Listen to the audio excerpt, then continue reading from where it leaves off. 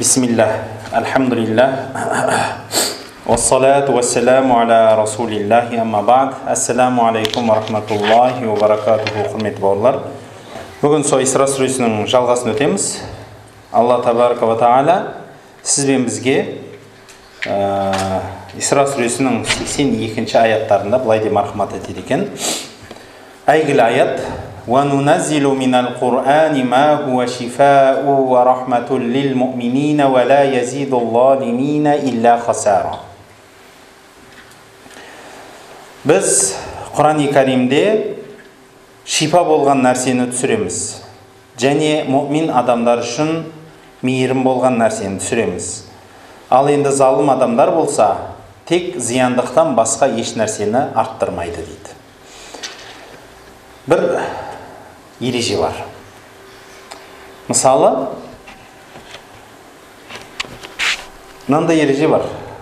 Милтон Эриксон деген кісі айтады: өмірде, адам өмірінде үлкен бір 5 қағидат бар дейді. Соның ең үлкен бірінші қағидаты: адам қаласа да қаламаса да өзгереді. Яғни өйткені бұл өмірде ол өзгере береді. Ол өзгереді. Сіз қаласаңыз да, қаламасаңыз да, барлық нәрсе. Ол бір қызық нүкте. Өйткені бұл бір жағы философиялық, бір жағы сондай ғылыми тұжырым. Неге?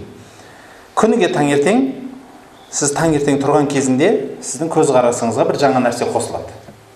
Кешегі уақиғалардан түйген жаңа тәжірибелер және соған ұқсайтын дүниелер. Ғылым, білім, жаңалықтар, басқа, яғни көзқарасыңыз жаңарады. Сіздің көзқарасыңыз жаңарған сайын, сіздің өміріңізге деген көзқарасыңыз жаңарады. Жан-жағыңыз өзгермейді, сіз өзгересіз. Бірінші орында сіз өзгересіз. Сіз өзгерген соң болып атқан уақиғаға басқаша көзқараспен қарайсыз. Басқаша көзқараспен қараған сайын өміріңіз өзгеше түрленеді. Сол үшін кейбір адамдар бір күні таңертең тұрғанда бөлек тұрады, бір күні таңертең тұрғанда басқа тұрады. Сол үшін андай әзілде бар ғой: сен қай аяқпен тұрдың деп, сол аяқпен тұрдың, оң аяқпен тұрдың ба деп. Расында да адам баласы бұл екі көзқарас емес, жақсы жаман деген, сан түрлі көзқараспен тұрады. Дәл сол сияқты, құрметті бауырлар, Құран-ы Каримнің аяты әрбір адамды бір нәрсе арттырып береді екен. Әрбір адамға, барлық адам. Құран естесіз, болды, ол сол жерде қалып кетті деп ойламаңыз.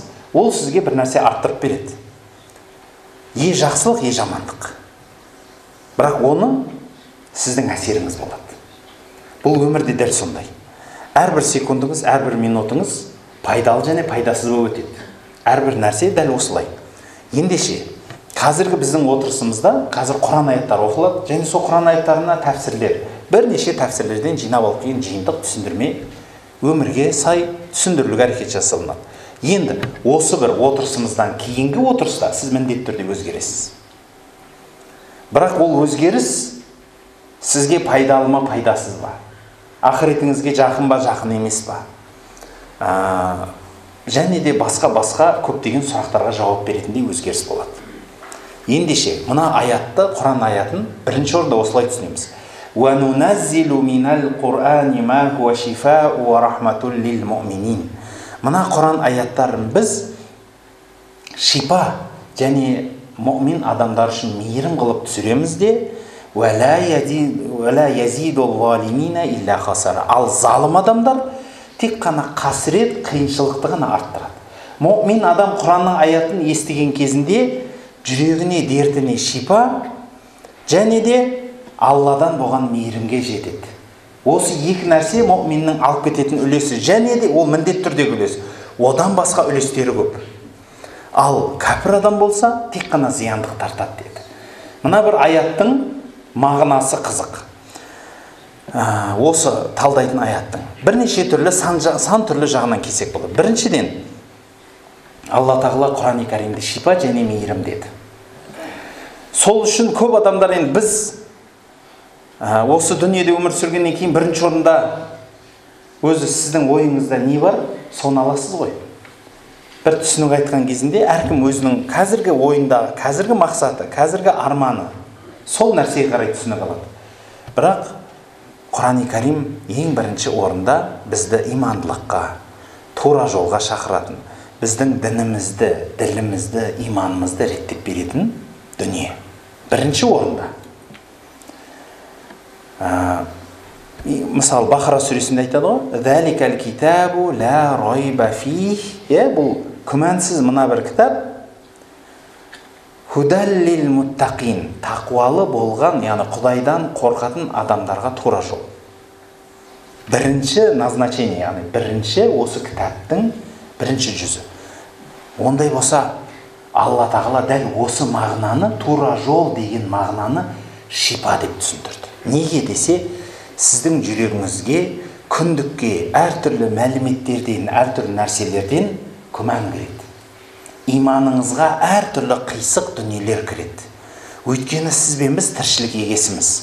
Білесіз, әйгілі хадис бар, бір сахаба отырып, жылап отыр дейді. Әбу Бәкір жанына келсе, әлгі сахаба жылауын тоқтатпапты. Сосын Әбу Бәкір сұрайды ғой, неге жылап жатсыз деген кезде, әлгі сахаба айтады дейді. Менің жағдайымды сұрамай-ақ қой, мен мұнафық болып кеткенмін деп. Астағфиралла, қалай мұнафық, қалай 200 болып кеттім десе, өзің ойлаш, пайғамбардың жанында отырсам, о кісінің сөздерін естісем, о кісінің жанында бір сондай бір руханиятты сезінсем, мен оң жағымда жәннат, сол жағымда дозақты сезінем дейді. Кәдімгі соншалықты керемет болам. Бірақ үйге барам, ана баламның тіршілігі бар, әйелім, ана дүние жетпейді, мал жетпейді, нан жетпейді, киім жетпейді, дәрі дейді, үйдің бір шеті бұзылып қалды дейді, оны сылауым керек, анау-мынау. Күйбіңге кіріп кетемін да, бейне жаңалдегі дозақ пенен жәннаттың арасындағы адамды ұмытып кетем, ол мен емес сияқты болып қалам дейді. Бір түрлі бір 200 адам сияқтымын дейді да. Мына жақта басқамын, ал мына жақта басқамын. Мен құрыдым деген кезінде Әбу Бәкір бірге жылайды. Не болды енді саған десе, тура сен сияқты мен де сондай екенмін, құрыдық екен ғой дейді ғой. Сөйтіп пайғамбарға барады, сұрайды. Сонда пайғамбарымыз саллаллаху алейхи ва саллям айтады, егер сендер менің жанымда жүргендей соншалықты сезіммен барлық жақта жүре алсаңдар, онда сендер менен періштелер кәдімгі көздерге көріп амандасатын еді деген екен. Ол бөлек дәреже да. Бірақ енді Әбу Бәкірден үлкен әулие жоқ дейді. Білесіз ба? Сондай ереже бар. Біздің сенім бар. Жер бетінде қанша әулие болса да, жер бетінде қанша мықты мен деген пір әулиелер болса да, Әбу Бәкірге жетпейді. Ол біздің сенім наным. Ал Әбу Бәкірдің көзқарасын қараңыз. Ол да адамдығын айтып жатыр да. Яғни кейде иманың сонша жоғары көтеріліп тұрады, ал кейде ана тіршіліктен, Құдай сақтасын, пендеміз ғой, нәпсінің бір алып ұшқан кездерінен, кейде ашудың себебінен, кейде басқаның себебінен дүниеге қызығасын, кейде бір сөздерге алданасын, әйтеуір дүниеге неше түрлі болып сан қылып алданған кезіңде, Құдай сақтасын, имансыз адамдар сияқты күй кешесің. Жүрегің соншалықты бос, иманнан шет болып қалғандай болып қалады. Міне осы бір жағдайдың бәріне бірінші орында Құран ем. Менен ұзағынан келді демеңіздер. Айтпағым енді қысқа, нұсқа, нақты айт десеңіз, біріншіден, егер сізде менің иманым әлсіреп жатыр, менің руханиятым төмен сияқты десеңіздер, Құран оқыңыздар. Міне сіздердің шипаларыңыз. Басқа шипа жоқ. Құрандағы осы аят бірден бір осы жолды ғана айтады. Ең бірінші үлкен мағынасы сол. Жүрегіңізде иманды күшейтіңіз келе ма? Жүрегіңіздегі тәкаппарлықты, имансыздықты, шайтанның неше түрлі уәсуәстәрін, әртүрлі күмәндарды, күпірлікке барып жатқан сондай ауру, жүректің бүкіл иманға алып баратын, сізді иманнан тосып қалатын дерттердің бәріне ем ол Құран. Ем бұл Құран. Қалай ем, оны қалай ішеміз, қалай қолданамыз, ол инструкциясы бөлек. Мен өзі емін айтып жатырмын. Не сізге ем боларын айтып жатырмын. Худан уа шифа деп келсе, бір жерде айтады ғой, худа уа шифа деп келеді Құран кәрімде. Негізі екінші мағынасы бар. Бұны енді Құртубида да келеді бұл тәфсир, Разида да келеді, Рухул Баянда да, басқа тәфсирлердің бәрінде осы екінші мағынаны да келтіреді. Адамның тәніне де Құран шипа. Құран адамның тәніне де шипа. Енді осы туралы сөйлесейік. Оған кірместен бұрын мынандай сөз бар. Атақты имам Құшайри деген кісі баласы қатты ауырады. Қатты ауырады. Дәрігерлер үмітсіз болады. Бүкіл дәрігерлер іздейді да ешқандай үміті қалмайды. Сонда ол кісі, қаддасаллаху сирраху, әулие кісі түс көреді. Түсінде бір кісі келіп айтады оған. Ей пәленше, Құран тұрғанда сен шипаны қайдан іздеп жүрсің? Сосын айтады, мен оны қайықтан табам деген кезде, шипа деген аяттың бәрін жазда іше берсейші депті. Оянып, өзі Құран-ы Кәрімде 6 аят бар шипа туралы. 6 аят бар. Шипа аяттары деп жазсаңыз шығады. Ана Google молдаға жазсаңыз сізге айтып береді. Оны менен сұрамай қойыңыздар. Бұл өте оңай. Шипа аяттары деп жазсаңыздар, бүкіл 6 аяты шығады. Қаласаңыз сол аяттың басынан аяғына шейін айтыңыз, немесе шипа деген жерін айтыңыз. Егер соны жазып, таза нәрсеге жазып ішсе, шипа болады дейді. Әлгі баласына жазып беріп ішкізе бергеннен баласы жазылып кетіпті деген екен. Дәл осы мағынадағы аяттар өте көп. Құран-ы Кәрімнің жылан шаққан ауруларға да емі болған бір сахаба бір жерде жүріп, жаңағыдегі жылан тиген адамға Фатиха сүресін оқып беріп ем болып кеткен. Пайғамбарымыз саллаллаху алейхи вассалам да Фалақ Нас сүресінен артық сендерге дем жоқ дейді. Дем деген андай рухияда дем салатын нәрсе жоқ дейді. Фалақ пен Настан артық жоқ дейді. Одан қалай дем саламыз дегенде екі түрлі айтады. Пайғамбарымыз саллаллаху алейхи вассалам өзіне дем салған, өзіне түпірген деген де сөзі бар. Дем салу дегені арасында сілекей болмайтын үф деген үрулер. Оны сүф деп те айтады, күф деп те айтады, үф деп те айтады, бәрібір. Бірақ соның тағы бір түрі түф деп те айтады. Ол кезде сілекей шашырайды. Иә. Бірақ барлығында да дем салынады. Яғни Құранның аятын оқып, дәл осылай құр жел үрлесеңізде, сілекей шашыратып түкірсеңізде ем болады. Құранның аяттары қызық. Және әртүрлі аят бар. Ішіне кірсеңіз, бүкіл адамның дертіне оқылатын аяттар. Көз ауруына да, бас ауруына да, құлақ ауруына да, тіпті антибиотик есебінде оқылатын аяттар бар. Ыстық басатын аяттар бар. Ыстық бас көтеріліп жатқан, тіс ауырып жатқан адамдарға тіс ауруға аяттар бар. Сан түрлі аяттар бар. Ауруды басатын аяттар бар. Бір жері жаны қысылып жатса. Тіпті молдалардың әйгілі аяты бар, Ясин деген аят. Ясин деген сүре. Оны оқыса, ғалымдарымыз айтады, тек тәжірибеден білесің де не нәрсеге ем болатын дейді. Қанша оқи берсең, сонша жақсы деп айтады. Біреулер 70 оқы дейді, 100 оқы дейді, 1000 оқы дейді, 40 оқы дейді, 7 оқы дейді, 1 рет оқы дейді. Бәрібір. Қалай оқысаңыз да, сіз ниетпен оқисыз, сізге ем. Қызығы, Құран-ы Кәрімде неше түрлі, сан түрлі аяттар бар. Бірақ біліңіздер, осы дем салу туралы міндетті түрде айтып кететін бірнеше нүктелер бар. Сол нүктелерді бастап кетейік. Біріншіден, Құран аяттарыменен дем салуға бүкіл ғалымдар қарсы емес. Бүкіл ғалымдар. Тек осы бір дем салу деген сөзге кіріп алайықшы, сосын ары қарай жалғастырамыз. Бір мынандай сөз бар. Пайғамбарымыз саллаллаху алейхи вассаламнан келген хадис бар. 70 000 адам жәннатқа сұрақ жауапсыз кіреді дейді. Сонда бір сахаба тұрып, Уккаша деген сахаба тұрып айтады.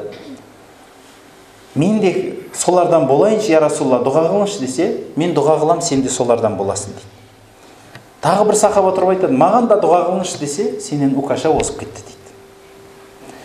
Бұны әртүрлі түсіндіреді ғалымдар. Озып кетті дегені Пайғамбарымыз саллаллаху алейхи вассалам дұғасын қимай қалған жоқ оған. Бәлки Уккашаның соған, сол жәннаттыларға лайықты амалы бар шығар. Сондай деп, оның себебін іздейді дейді. Сонда бір сахабалардың, мысалы, сол хадистердің жалғасын іздеп отыр, бір сахабаның айтқан сөздері. Олар қандай адам, я Расулалла, 70 000 адам жәннатқа кіреді дегенде бір кісінің сұрағы болады. сол басқа риуаятында. Бұлар қандай адамдар дегенде пайғамбарымыз айтады. Олар дауаланбайтын, Аллаға тәуекел қылатын адамдар дейді. Енді осы жерде қыран топан талас болады ғалымдарда. Өйткені бұл риуаят бірнеше түрлі келеді. Ауырса дауаланбайтын, өздеріне дем салдырмайтын деген мағынада келеді. Дауа іздемейтін деп келеді. Бірақ түсінігі соның бәрін жинап ғалымдар түсінігінде таласады. Өйткені таластағы мынандай үлкен нүктелер шығады. Біріншіден, дауаланбайды дегенді түсініп, мүлде ем Алладан деп түсініп, ешқандай емделмейтін адамдар болған екен. Сондай адамдар болған екен. Бұл бірінші түсінік. Ал екінші түсінік одан жұмсақтау және кеңдеу. Өйткені пайғамбарымыз саллаллаху алейхи вассаламның басқа хадистері бар. Алла тағала сіздерге қандай дерт берсе, оның шипасын берді деген мағынадағы өте көп хадистер бар. Әр нәрсеге өзінің шипасы бар, немесе пайғамбарымыздан келген хадис бар. 3 нәрседе шипа бар, біреуі Құранда, біреуі жаңағыдегі қан алдырудың жаңағыдегі пышағында, біреуі жейтін сіздердің әселдеріңізде деген сияқты сөздер бар. Тағы бір сөзінде барлық нәрседе ем бар, оның емдерінің біреуі күйдіру, бірақ мен күйдіруді ұнатпаймын деген сөздер де бар. Былай қарасаңыз, емдік туралы пайғамбарымыздың хадистері көптігінен кейбір кісілер тиббун набауи, пайғамбардың емдік жолы деп арнайы бағыт ашқан адамдар да бар.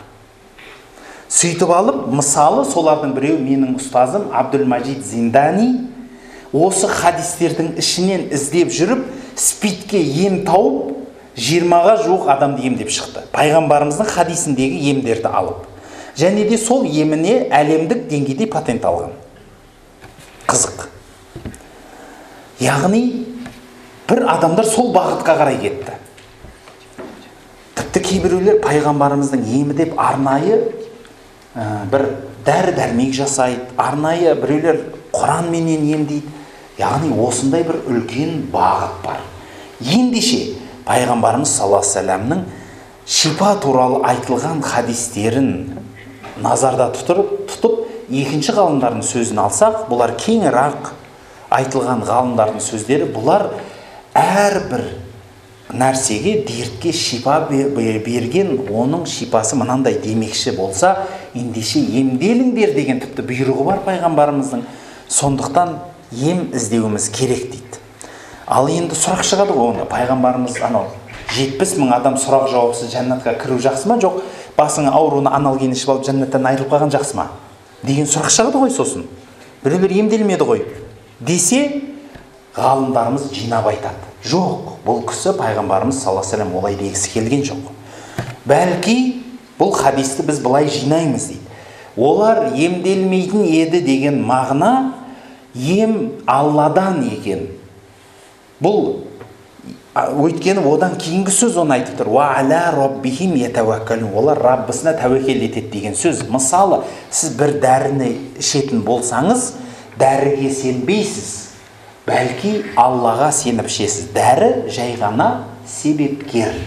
Алла шипасын берсе емделесің, шипасын бермесе емделмейсің. Бұл тіпті қазіргі мен деген қанша жыл оқыған, 30 жылдан бері қарай, 40 жылдан бері қарай опытым бар, ойбай, сұмдық профессор, наукпын, академикпін, медицина бойынша мен ішіп қойғанмын да, жеп қойғанмын деп қойған адамның өзін алып келіп, ең білгішін алға қойып қойсаңыз да, сіз емдемеген ауру бар ма десеңіз, менің емдейтін ауруым кішкентай-ақ дейді. Емдемеген ауруым көп дейді. Негізі да, өйткені адамның күші, құдіреті өте төмен. Көз ауру тек қана көзін зерттейді, көз дәрігері. Жүрек дәрігері тек жүректі зерттейді, тіс дәрігері тек тісті зерттейді. Біреудікін біреуіне жіберсеңіз шатасады. Бәрін меңгерген дәрігер болса да, ол бір жерінде ғана күштірақ болады да, қалған жерде бәрібір әлсіз болады. Ол адам өйткен, ол пенде. Жер бетінің білімін таусу мүмкін емес. Қарапайым адамның бүкіл денесін зерттеп атқанымызға қанша жылдар болды, бірақ әлі зерттеп бітірмегенбіз. Соншалықты кеңдігін қараңыз әлемнің. Бір адамды зерттеп бітіре алмаймыз. Ендеше шипа Алладан екендігіне ақиқатына сеніңіз. Ал ем-дом жасау керек. Онда былай жинаймыз бұл хадисті. Ауырсаңыз сіз емделесіз. Бұл пайғамбардың айтқаны, бірақ Раббыңызға тәуекел етесіз. Анау ем-домға сенбейсіз. Аллаға сенесіз. Ем-домды тек себепкер қыласыз. Түсінікті ғой, осылай сенім дұрысырақ болады. Енді, құрметті бауырлар, Құранменен емделу және басқа нәрселермен емделу туралы тағы да сұраққа жауап беріп кетейікші. Құран аяттарын оқып, үшкіру, түшкіру, түкіру сияқты нәрселердің барлығы дұрыс. Егер Құран аяты болса. Бір. Екіншіден, Құран аяттарының басқаша емдері бар ма? Иә, жазып, суға ертіп болады. Жазатын біріншіден сияңыз адал болу керек. Сол үшін біреулер вареньямен, әртүрлі тосаптарменен, жаңағы сондай адал гүлдің суларымен, сондай нәрселерменен жазған. Адал нәрсе болу керек. Оның мысалын бір мысал қылып айтайын. Имам Шафиидан келеді. Дәл осыған ұқсайтын нәрсе. Тағы да басқа осындай риуаяттар бар ғалымдарымыздан. Адам ауырып қалған кезінде бір ыдысқа, мысалы шиша ыдысқа, немесе соған ұқсайтын беті жылтыр жуылуы тез болған ыдысқа адал тағамменен, реңі бар тағамдар көп қой, мысалы жасылды сықсаңыз жасыл су болады, сарын сықсаңыз сары су, тіпті вареньені алыңыз, сондай бір адал, сол реңі барлау затпенен әлгі ыдыстың бетіне Құран аятына жазып, мысалы Фатиха сүресін жазып, соны таза суменен, шайменен, сорпаменен бәрібір шайып, жаңағыдегі қаласаңыз намменен сүртіп, қаласаңыз шайып өзін сөйтіп ішіп қойсаңыз, ем болатындығы өте көп айтылған. Жай ғана Фатиха сүресінің өзі. Одан бөлек Құранның неше түрлі аяттары бар. Әртүрлі аяттар, әртүрлі нәрселерге ем. Ендеше Құранның аяттарını жазып, оны ішуге болады. Жазудың қалай екендігін айттым. Бірақ одан басқа түрі бар ма? Енді мен оны ыдысқа жаза алмасам, басқа деген сөз болатын болса, міндетті түрде арабша жазу керек, айтқандай. Айтып кетейін, арабша жазу керек. Ана кириллицаменен оңқыр-тоңқыр қылып жазбаңыз. Арабша сауатыңыз болу керек. Көшіріп жазсаңыз да, суретші болсаңыз да, енді түсінбесеңіз, қай аят деп көрсетіп берсе, соның суретін салсаңыз да, бірақ арабша жазылу керек. Екінші нәрсе, басқа нәрселерге басқа нәрсемен жазса болам, бірақ адал болса, мысалы қағазға жазса. Бізде өте көп қолданылады, молдалар. Әуелден көп қолданылған, қазақта айтып жатырмын, Қазақстанда. Бір таза параққа, таза сиямен, мысалы көбінесе шафранменен жазып береді. Сидырмен, шафранмен, осмамен, османы ертсеңіз жасыл су болады. Сонымен жазып береді. Сол суды, парақты енді ертсеңіз, шұқалау парақ болса, пищевой парақтар болады қазір тамаққа, тағамға қолданатын. Соның бетін қырыңқырап, жазуын кетіріп ішіп қойса болады. Немесе, баяғыда ата-бабаларымыз айтпақшы, кәдімгі таблетка ішкендей, сол жазылған аяты бар қағазда аузына салып жібереді екен, тамақпен қосып, немесе шаймен қосып, шайнап жеп тастайды екен. Ем болады. Қолданылса шариғатымызда дұрыс. Одан кейінгі нүкте. Құраннан басқа да нәрселер емдікте қалай қолданамыз десе, пайғамбарымыз саллаллаху алейхи уассаламның өзінің үйреткен дұғалары бар енді. Екінші орында, Құраннан бөлек. Құранның емі айтқандай, сол Құранды неғып кетпей тұрып айтып кеткім келіп жатқаны, Құрандағы айтылған аяттардың емдіктері жазылған аяттар туралы, кітаптар туралы тағы да үлкен маңызды нәрсе. Кейбір кітаптар бар, Құранның қасиеті, аяттардың қасиеті деген сияқты неше түрлі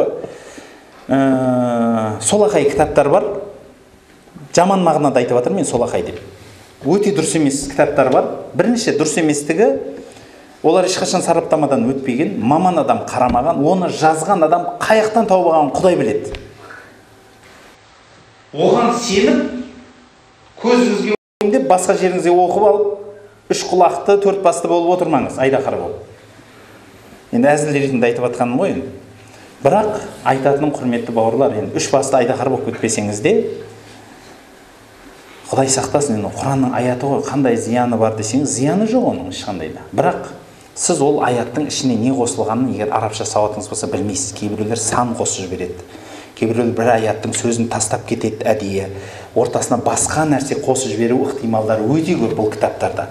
Аяттардың өзін қате жазады.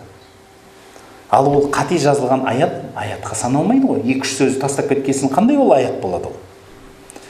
Сондықтан бұл кітаптар біріншіден білімді адамға көрсетпей қолдану дұрыс емес. Бір.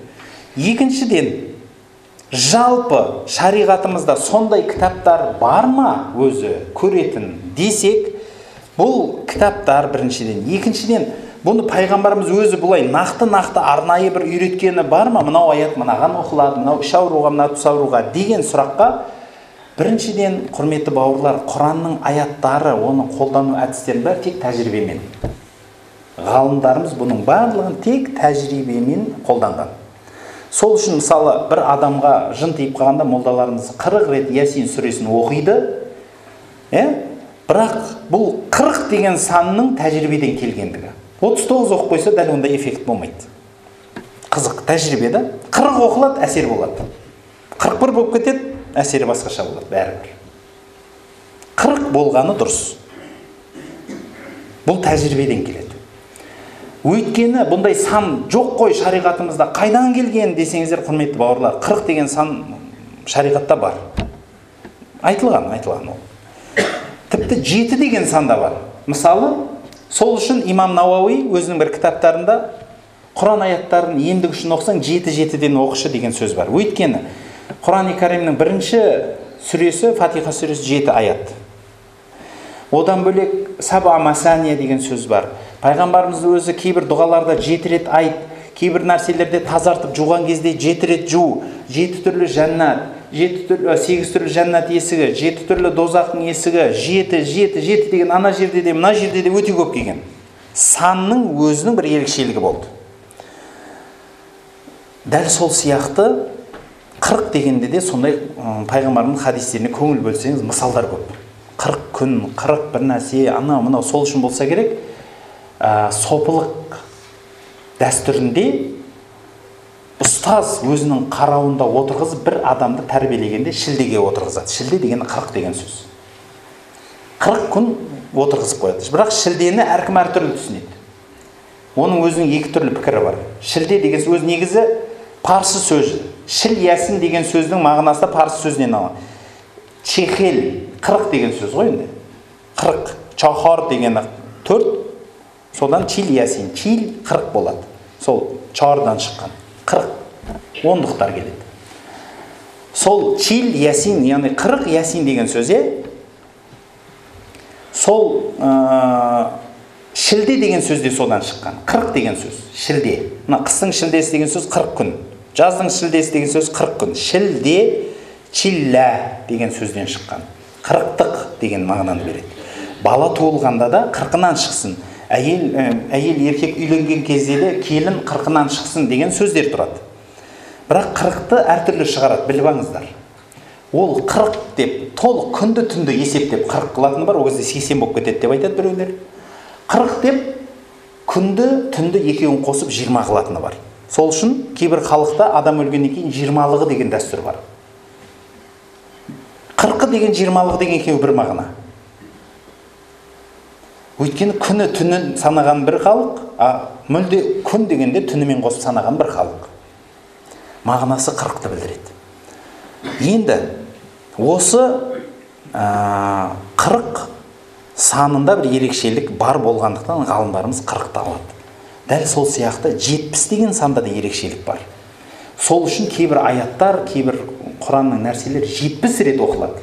Мысалы пайғамбарымыз саллаллаху алейхи вассалам, олардың пайғамбарымыз айтты, мен таңертең неше рет истиғфар айтам дейді, тұрып 70 рет истиғфар айтам дейді. Кейде бір хадисінде 100 рет айтады. Ендеше 100-дің де ерекшелігі бар. 70 рет истиғфарды Құран-ы Кәрімде аят бар. Ей Мұхаммед дейді, сен олардан 70 рет кешірім сұрасаң да, Алла оларды кешірмейді дейді. Ендеше 70 рет кешірім сұрасаңыз сізді кешіреді екен да. Соның парадоксы шығады ғой, дұрыс па? Әрлік нәрседе екі мағыналы сөз емес па ол? Сен оларда 70 рет кешірім сұрасаң да кешірмейді деген сөз, ендеше 70 рет кешірім сұрау. Біреулер айтады ғой, бұл мұбалағандай сөздің мәні, арабтар сөйтіп сөйлеген, өйтіп сөйлеген. Мақұл, айта берсін, ол мағынасы да дұрыс шығар, бірақ кеңірек алайықшы. Құран-ы Керимде 70 деп айтылды ма? Айтылды. Енді 70-ті қолданса не болыпты? Қай жерінде қарсылығы бар? Қарсылық жоқ. Ендеше күнә жасаған адам 70 рет истиғфар айтса, күнәсінің кешірілімі бар екен. Соншалықты бір кереметтей нүктелер бар. Құрметті бауырлар, бұның барлық тәжірибе. Сізбенен біз бұны таласып қызыл кеңірдек болатын дүние емес, түсінікті ма? Яғни мен бұл аятты 3 рет оқысам жақсы болып кетті. Ойбай, 40 оқымасаң болмайды, 7 оқымасаң болмайды, 21 рет оқу керек, 100 рет оқу. Мейлі, бұл тәжірибеден. Яғни пәлен рет деген бекітіп қойған пайғамбарда ереже жоқ. Кейбір дұғаларда, кейбір истиғфар, кейбір нәрседе ғана бар. Пайғамбарымыз айтқан. Кімде-кім мына нәрсені 3 рет оқыса осындай, кім мына нәрсені 7 рет оқыса осындай, тіпті 4 рет оқыса осындай деген хадистерде бар. Ендеше кейбір аяттарда сан әсер етеді. Түсінікті ғой, жалпы Құран ғылымы өте кең. Құрандағы дем салу жеріндегі пікірдің өзі, сұрақтың өзіне жауап беру өте қиын шығар. Қазір бастасақ, Құдай біледі, таңға шейін отырамыз да, бірнеше күнде отырамыз ба ше, Құранның өзіндегі. Сондықтан өте қысқа нұсқа айтқанда, таза Құранды оқысаңыз, Құранды жазсаңыз, оны керекті дәрежесінде, мөлшерінде оқысаңыз, әсері бар. Қолданыңыз, өміріңізге пайдаланыңыз. Мейірім де бар дәл солай. Сол үшін адамдар жолы ашылмай қалса да, өзі дертіне де, дүниесіне де, басқасына да Құран аяттарына жүгінсе әбден болады. Құраннан басқа нүктелерді қысқа бірақ нақты айтып кетейік. Біріншіден, пайғамбарымыздың өзінің үйреткен дұғалары, пайғамбарымыздан мәъсур, нақты келген хадистердегі сөздерді қолдануға ғалымның бірі де қарсы болмаған. Болады. Пайғамбарымыз мысалы көз тигенге Аллахумма раббин нас, адхибил бас, вашфи анта шафи, ла шифа илля шифаука, шифа алла юғадиру сақама деген сияқты дұғалар қолданған. Немесе соған ұқсайтын басқа аяттарды айтқан. Тіпті ол енді мақұл. Осы хадистердің ғана бір нүктесін қосайық. Түсінікті ғой, хадистерді. Екінші нүкте. Хадисте келген, бірақ ерекше нәрселер бар. Мысалы, пайғамбарымыз саллаллаху алейхи вассалам Әзіреті Әлидің көзі ауырып қалған кезінде жерден топырақ алып, түкіріп, мағына бар ма? Кейбіреулер жоқ, ол пайғамбардың түкірігі сол үшін ем дейді. Жоқ. Пайғамбарымыздың осы нәрсесін басқа адамдарда дәл осылай істеген және дәл сол қолданылған. Турбату ардина, осы біздің жеріміздің топырағы, уатуфлату бадина, кейбіреуіміздің түкірігі, шифа'n ли асқамина, біреуіміздің дертімізге шипа болады деген мағынадағы пайғамбарымыз хадисі бар. Сөйтіп әлгіге түкіріп көзіне жағып береді, болды. Яғни басқа ешнәрсе айтқан емес, негізі ол сол біткеннен кейін айтқан. Кейбіреулер соны айтып барып істейді, бәрібір. Көз ауруға мысалы, кәдімгі жерден топырақ алады, көз дәрігері талқылаған шығар, ананың көзіне бактерия жұғып кетті, микроб болып кетті, бітті, болды, офтальмолог қылқынып жатқан шығар бір жерде асылып.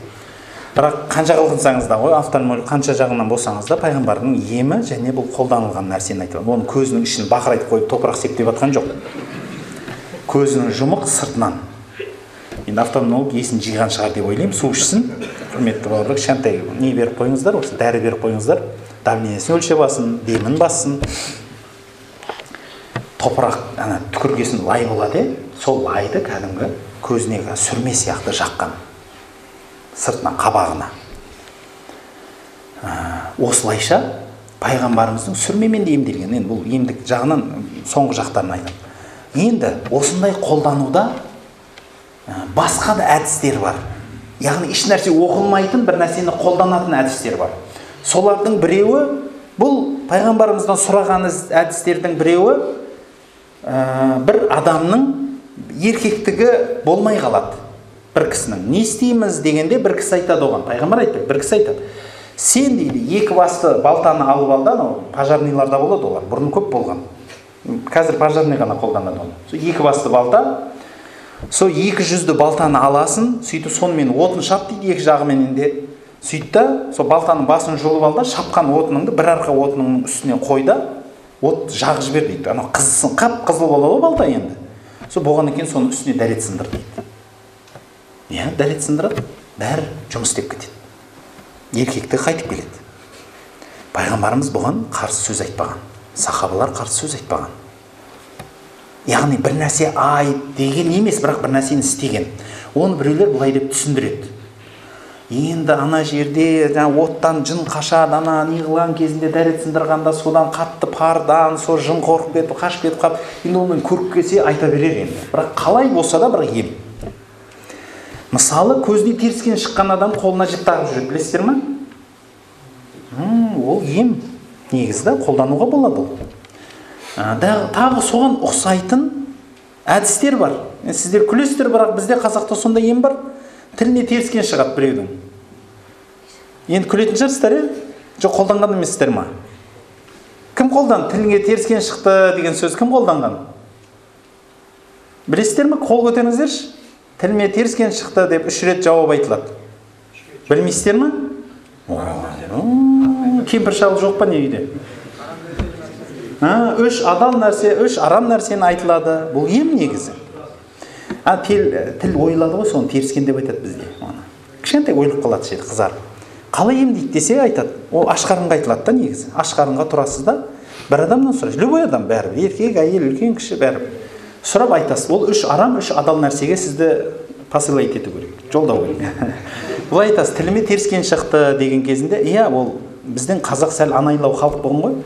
Адал нәрсені, 3 нәрсе адал болғасын, енді қой, мысалы, біреу жылқы, біреу сиыр болсын, иә.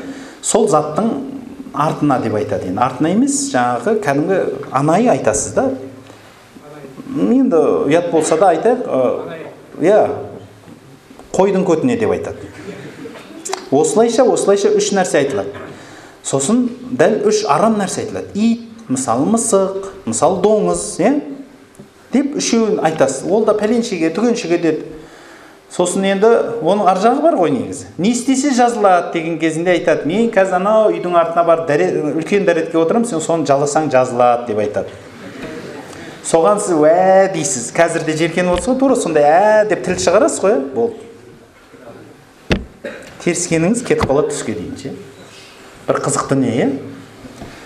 Яғни адал ішінде Аллаға серік қосу болмаған ем шариғатымызда рұқсат. Түсінікті ғой, адал болған емдің барлығы. Бұл ана бүкіл дәрі-дәрмек, егер ішінде адалы болса, адал заттары болса, және де соған ұқсайтын заттар, шөп шалаңның барлығы, егер ол адал болса, жаңағыдегі бір нәжиске аунатылмаған шөптер болатын болса, одан бөлек жаңағыдегіндей әдістер. Мен бір әдістерін ғана айтып, оған ұқсайтын халықта миллион түрлі әдіс бар. Әр түрлі емнің әр түрлі әдісі бар. Есек жемнің әдісі бар, білесіздер, есекке жем беру етегіңізбенен. Иә, ол да әдіс. Яғни осыған ұқсайтын әдістерді қолдану арқылы адамдар емделген. Бұл әсері болған. Шариғатымыз не дейді десе, шариғатымызда нүкте бар. Пайғамбарымыз саллаллаху алейхи вассаламның осындай істерге, тіпті кейбір сөздерінде серік, Аллаға серік қосылу болмаса рұқсат деген хадистерді келтіре отыра ғалымдарымыз, егер ем-домның ішінде тіпті сөзбен айтылса да, сөзбен айтылмайтын, іспен істелінетін нәрселер болса да, Аллаға серік қосу болмаса рұқсат. Бұдан кеп шығатын нәрсе, сіз түсінбейтін, сосын күмән болған нәрселерге жоламау керек. Мысалы, ол мысалды міндетті түрде айтуымыз керек. Сан жазылған нәрселер. Сіз білмейсіз, оны енді молдаларға апарсаңыз, енді сауаты бар молда болса, біледі, бірден арабша сандар жазылса, сосын арабша әбжадияменен жазылған ем-домдар бар. Абжад, Хауаз, Хусни деген сондай нелерменен жазылған жаңағыдегі. Сосын әхиян, шарахиян деген сөздер жазылған сөздер бар. Абракадабра сияқты мағынасы. Ол сізге күлкілі шығар, ол сиқырға қолданылады. Яғни осыған ұқсайтын әдістер, қолданылған дұғалар тыйым салынған. өзіңіз түсінбейтін сөздерді айтуда, жаңағыдегі суф, куф, абра, кадабр, ақалай, мақалай деген сөз шариғатта тыйым салынған. Түсінбейсіз ба? Қолданбаңыз. Қолдану сізге тыйым салынған. Өзгенің тілінде болса, сіз ол тілді түсінбедіңіз, маған аударып бер десе, оның аудармасы жоқ десе, қолданбаңыз. Сіз білмейсіз, Құдайға серік қосып жатсыз ба, басқа қосып жатсыз ба? Өйткені пайғамбарымыздан хадис бар: "Ман аллақа шай, ман тааллақа би шай укила алейх" дейді. Кім бір нәрсеге ілінсе, Алла оған соны тапсырып қояды дейді. Сол үшін енді ең соңғы бір үлкен нүктеміз мойынға ілетін нәрселерге келейік. Үйге ілетін, затқа ілетін, мойынға ілетін нәрселердегі шипа. Біріншіден, атқа мойнына ілу туралы, адамның мойнына бір нәрселерді жазып ілу туралы ғалымдарымыз екі түрге бөлінген. Мен ол жалпы әхлі сүнна уәл жамааның ғалымдарын айтып жатырмын. Мен бұл жерде вахабис емес. Мысалы, Ханафи мазхабының ғалымдарының өзі екіге бөлінген. Имам Шафидің артынан ерген ғалымдардың өздері де дәл солай бөлінген. Әхлі сүнна ғалымдары екіге бөлінген. Бұл туралы бір нәрсені мойынға іліп жүру. Соның екі жағында айтамыз, ортасында айтамыз, жалпы қысқа айтқым келеді. Құрметті бауырлар, мұқият болыңыздар. Бұл дініңіз және өміріңіз. Қолданып отырыңыз. Біріншіден, ең үлкен нүкте тыйым. Бірінші орында тыйым салынған адамдар. Үлкен ғалымдарымыз бұған тыйым салған. Осы жоғарыда айтқан хадисті қолданыла отыра. Кім бір нәрсеге байланып, Құдай соны соған тапсырып қояды дейді. Ендеше мен Алладан басқаға байланбаймын деп, және де жоғарыда, одан да жоғары аят келтіріп, өздері білесіңдер, Раббыларыңа тәуекел қылған, ем-дом қолданған дегенде, ол шариғаттың рұқсатындағы ем-дом, ал мойынға ілу туралы пайғамбар айтпаған, пайғамбардың өзі ілмеген, қыздарына, балдарына ілмеген, немерелеріне ілмеген деген сөздерді айта отыра, мүлде Құранның аяты болса да тыйым салған адамдар бар. Мүлде. Бұл үлкен бірінші топ. Екінші топ одан жұмсақтау. Бұлар айтады, Құранның аяты, түсінікті сөздер, пайғамбардың өзінің үйреткен сөздері ілінсе болады дейді. Бұл емнің өзіменен тең. Оған келтіретін шарттары бар бірақ. Біріншіден, шарт ол дұғаны өзі айта алмайтындай дәрежеде болып қалса. Ол шарттың ішінде көптеген нәрселер келді. Пайғамбарымыздан келген хадис келеді. Бұл хасан хадис. Сахабалар, үлкен әйгілі сахабалар өзінің баласына пайғамбарымыздың әйгілі мәсур дұғасы бар. А'уду би калиматиллахи таммати мин ғазабихи ва иқабихи ва мин шарри ибадихи ва мин хамазати шаятини ва ан яхдурун деген дұғаны пайғамбарымыздан бір сахаба айтады. Осы дұғаны маған пайғамбарымыз үйретті. 7 жастан жоғары тілі шыққан, өзі жаттап айталатын балама жаттататынмын, олар айтатын, тілі шықпаған балдарға жазып мойнына іліп қоятынмын дейді.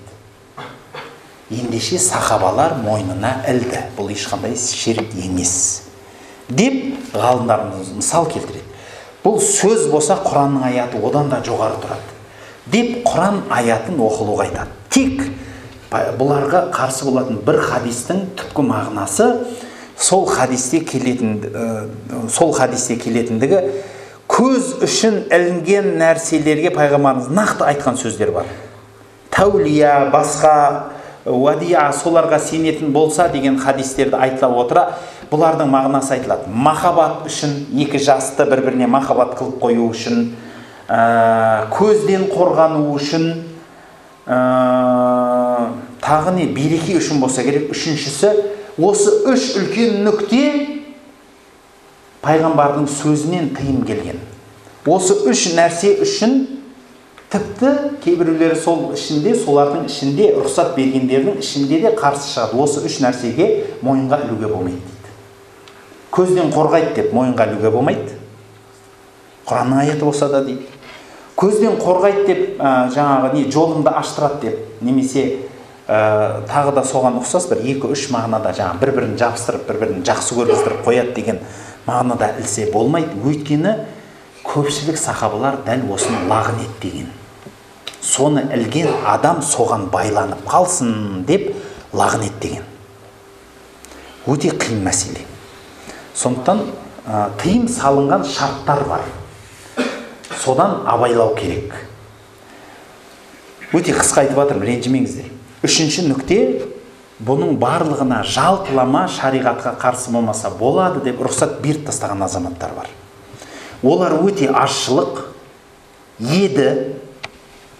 Қазіргі заманда нью исламизм деген мода болғаннан кейін рұқсат Алладан, пайғамбардан шапағат деген топ пайда болған. Сол топты егелеген халық бәріне рұқсат бере береді. Діннің бәрін батыстық дін көзқарас бар. Нью исламизм дегенді мен соны айтып жатырмын.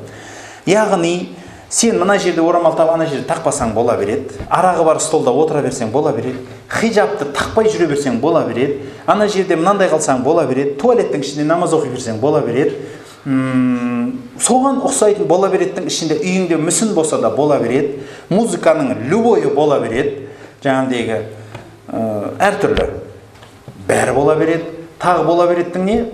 Осыған ұқсайтын бола береттің ішінде бүкіл барлық нәрсені мойныңа іліп жүре берсең бола беретке кетіп қалғандары бар. Бірақ құрметті бауырлар, біріншіден осының барлығына мен қорытып айтқым келеді. Құрметті жақсылар, егер Құран аяттары мен мойныңызға іліп немесе сондай болса, сауаты бар, неге қолданатынын білетін адам арқылы қолдансаңыз, бисмилля. Екіншіден, бірақ бұны қолдануда міндетті түрде ақыретіңізді өте қатты қараңыз. Дін сақтықты жақсы көреді. Дін сақтықты жақсы көреді. Сақ болғаны жақсы. Ем-домды басқа жерден іздесеңіз де болады ғой. Оның емі, шипасы дәрігерден де, басқадан да адал жолмен де іздесеңіз болады. Алла тағала сізді, бізді өмір бақи сынайды. Сізге дүние жеткізбей қояды әдейі. Дүние жеткізбей қояды да әдейі екі жолды беріп қояды. Адал жолмен жететін дүние қиын сияқты көрсетіп, ұзақ қып қояды. Арам жолмен табылатын дүние сізге жақын, оңай қып қояды. Дәл сол сияқты ем-дом адам ауырған кезде де дәл солай келтіріп қояды. Дертіңізге, дауаны сізге адал жолменен пейнет қылып, соған сабыр қылып, соның сауабын алып, соған жететін жолды сәл ұзағырақ сияқты қып қояды да, сізге оңай жолмен міні деп табылатын арам жолдағы бүкіл нәрселер сізге жақын қып қояды. Таңдау сізден. Өмір сіздікі. Бізден ескерту, сізден таңдау. Бірақ маман ретінде сізге ескертетінім, дін маманы ретінде сізге ескертетінім, құрметті бауырым, сіздің ақыретіңіз сіз үшін маңызды болса, сіздің Алланың мейіріміне деген үмітіңіз болса, бұл өткінші дүние. Бүгін дүниең барда ертең жоқ. Арқалап келген ешкім дүниесі жоқ, және сол арқалап кететін дүниесі де жоқ. Ешкім ешқашан дүниесін ақыретке арқалап кеткен емес, кете де алмайды. Қанша машина мінсеңіз де, қанша үй, қанша зат, дүние, мал-мүлік, ешкім мысал бір сандықтың кілтін абал, мен өлген кезде қалтама сап қойыңдар, мен ананы алып кетемін, немесе өлген кезде мен молам жанына салып жіберіңдер, жақта керек болады, кішкентай ішіп жеп жүреміз ғой бізде деген адам жоқ. Болса да жанына қанша адамдар анау перғауындардың жанында мүліктері жатыр ғой, алтындар әлі күнге шейін табылып. Бірақ солар арғы дүниеге өтіп кеткен жоқ қой. Жалаңаш келесіз, жалаңаш кетесіз. Басыңызға келген қайғы қасірет де, әртүрлі дерт де Құдайдан келеді. Оның емі де Құдайдан екенін ұмытпаңыз. Сол үшін бәріміз Алланыкіміз, бәріміз Аллаға қайтамыз. Бір ақиқат, сіздің шайтанның арбауына қалып кетпеңіз. Бұның мен шипасын іздедім деп біреулер бақсыға да, балгерге де барады. Сөйтеді де ем-домды болатынында, болмайтынның бәріне барып жүреді. Құдай сақтасын, мен емдетпедім деп ана шоқынатынға да барып, мұсылман адамдар өзінің балдарын шоқындырып атқанын көрдім. Неше түрлі нәрсеге алып барады, құрметті бауырлар. Сабыр қылып, сәл ақылға салып іздесеңіз, басқа нәрседе де ем табылады. Алла тағала шипа бермеймін десе, шипа бермейді. Шипа беремін десе, болмайтын нәрседен шипа береді. Әзіл бар, бірақ біздің халық бекер айтпайды ғой. Баяғыда бір апа немересінің жанында жатыр екен, немересі өлім халінде жатыр дейді. Демікпе дейді да қазақшада.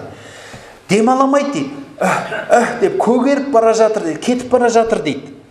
Сөйтсе ана кемпір басында отырып алып жылайды дейді: Құдай-ау, осындай жас өрімді алғанша мен алсайшы, Құдай, осындай қыршында алғаннан гөрі мен кетуім керек еді ғой деп жылап отса, сыртта бір бұзау су ішем деп шелекке басында тыққан кезінде ана шелек мойнына ілініп қалған ғой. Сонда даңғыр-дұңғырменен жүгіріп үйге кіріп келген ғой ана бұзау.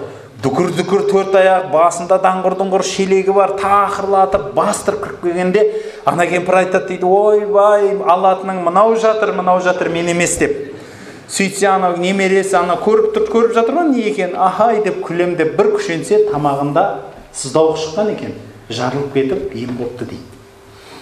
Мысал болса да, құрметті бауырлар, мен әдейі айтам, болмашы нәрседен Алла сізге ем береді. Болмашы нәрседен Алла сіздің жолыңызды ашады. Бірақ сол нәрсеге сабырсыздық танытып, өмір бақи жаманшылық таппаңыз. Сол үшін бүгін бір ғана Құранның аяты болды. Ары қарай өтуге шамам жетпесе де, осы аятты қортып кеткім келеді.